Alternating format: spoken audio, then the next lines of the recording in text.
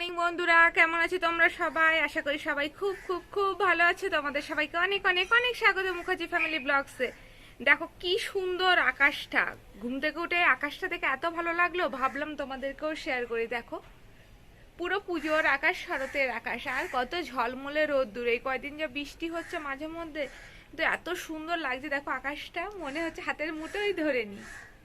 আজকের ব্লগটা আমি এই সুন্দর আকাশ দিয়েই শুরু করছি।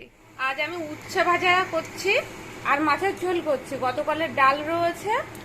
এই দেখো কড়াইতে তেল গরম হয়ে গেছে, আমি কালো জিরে ফোড়ন দিয়েছি। আর এই যে আলু আর উচ্ছে ভাজা করছি।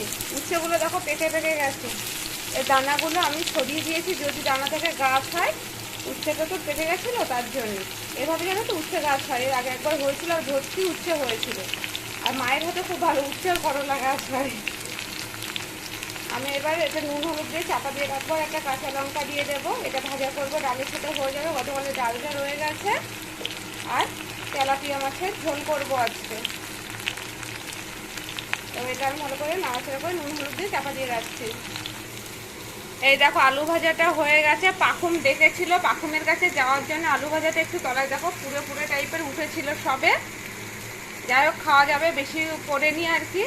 আমার আলু ভাজাটা কমপ্লিট হয়ে গেছে। এবার আমি দেখি আর কি রান্না করি। মাছের ঝোল তো করবো, আর ভাবছি রাতের জন্যও রান্নাটা একেবারে করেই নিই।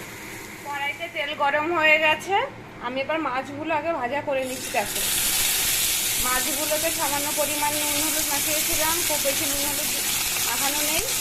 আমি একটা মাছের ঝাল করবো, যার জন্য খুব বেশি করে নুন হলুদ মাখাইনি। যদি বেশি হয়ে যায়, ঝালে তো বেশি ঝোল হয় না, ওর জন্যে আমি আগে মাছগুলো ভালো করে ভাজা করে নেবো এপাশ ওপাশ করে। পাখুম আবার বেশি ডিপ আর কি ফ্রাই মাছ খেতে পছন্দ করে না। আর রয়েছে এই দুটো মাছ, একটা মাছ ভোলা মাছ রেখে দিয়েছিলাম, পাখুম খেতে ভালো রেখেছিল আগের দিন। তো যেদিনকে মাছখানে একদিন ভোলা মাছ করেছিলাম, এক পিস আমি রেখে দিয়েছিলাম ওর জন্য। মাছগুলো আগে ভালো করে ভাজা হয়ে যায়, তারপর আমি একটু সর্ষে বাটা দিয়ে একটা তেলাপিয়াটা করছি। কড়াই থেকে মাছ ভাজাগুলো তুলে নিয়েছি, আমি আর তেল দিইনি। এর মধ্যে আমি একটু সামান্য পরিমাণে কালো জিরেটা ফোড়ন দিয়েছি। এই যে কালো জিরেটা সামান্য পরিমাণে ফোড়ন দিয়ে এর মধ্যে আমি একটা টমেটো কুচি আর কাঁচা লঙ্কা দিয়ে দিচ্ছি। টমেটো কুচি আর কাঁচা লঙ্কা দিয়ে দিচ্ছি। আর আমি যে আর কি সর্ষের পেস্টটা করেছি না, ওর মধ্যে আমি দুটো কাঁচা লঙ্কা পেস্ট করে দিয়েছি।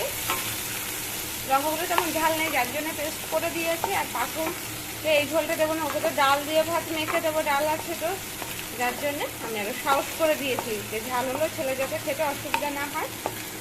এই টমেটোগুলো ভাজা ভাজা করে নিয়েছি। এবার আমি এর মধ্যে যেটা দিয়ে দিচ্ছি, সামান্য পরিমাণে হলুদ গুঁড়ো দিয়ে দিচ্ছি।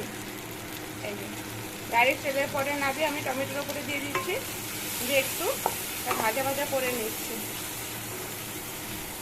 দেখতে পাচ্ছ খুব বেশি ভাজা ভাজা করছে না। এবার এর মধ্যে আমি সামান্য পরিমাণ জল দেব। এর মধ্যে আমি এবার সামান্য পরিমাণে জল দিয়ে দিয়েছি, খুব বেশি জল দিইনি।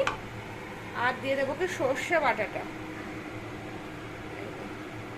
আমি এটা মাখো মাখো করছি, সর্ষে বাটা এমনিতে মাখো মাখো হয়, আলুও দিইনি।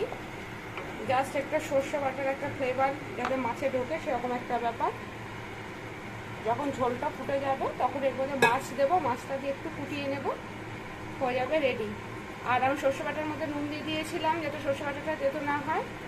যখন মিক্সিতে পেস্ট করবে একটু নুন দিয়ে নেবে, যাতে সর্ষে বাটলে আর কি তেতো হয়ে যায়, দেখবে এই সমস্যায় আর থাকবে না। আমারও প্রথম প্রথম সর্ষে তেতো হয়ে যেত সর্ষে বাটা, এখন তো আমি এটা করতেই পারি, এই প্রসেসটা করি, তো আমার সর্ষে বাটা একদমই তেতো হয় না। এবার আমি জাস্ট ঝোলটা একটু ফোটা পর্যন্ত এটা চাপা দিয়ে রাখবো। দেখো অলরেডি ফোটা শুরু করেছে, একটু ভালো করে ফোটা উঠবে, আমি এটাকে চাপা দিয়ে রাখলাম। তারপরে মাছগুলো আমি দিয়ে দেব। এই দেখো মাছের ঝোলটা কিন্তু দেখতে এরকম হয়েছে। এই দেখো দেখতে পাচ্ছ এরকম হয়েছে কিন্তু মাছের ঝালটাকে দেখতে। এটা খেতে বেশ টেস্টি হয়, একটু টকটক মানে টেস্টও হয় টমেটো দেওয়ার জন্যে, আর খেতে কিন্তু ভালোই হয়। আমি এবার গ্যাসটা বন্ধ করে দিচ্ছি। কাঁচা সর্ষের তেল ওর উপরে ছড়িয়ে দিলে ভালো একটা গন্ধ হয়।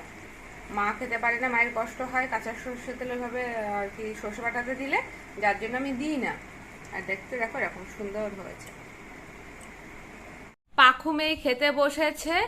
এই যে ডাল দিয়ে ভাত মেখে দিয়েছি, আলু ভাজা আর ওই যে মাছ দিয়েছি, আমিও পাকুমের সাথে খেয়ে নেব। খুব জোর খিদে পেয়েছে। পাকুম, তোমার খুব জোর খিদে পেয়েছে? ওর খুব জোর খিদে পেয়েছে, খাবার দেখে মন খারাপ হয়ে গেছে। ওর খাবার দিলে ওর সমস্যা। তো যাই হোক, আমাদের খুব জোর খিদে পেয়েছে, আমরা খেয়ে নিচ্ছি। তোমরাও খেয়ে নাও তাড়াতাড়ি। চলো টাটা, পাপা টাটা করো।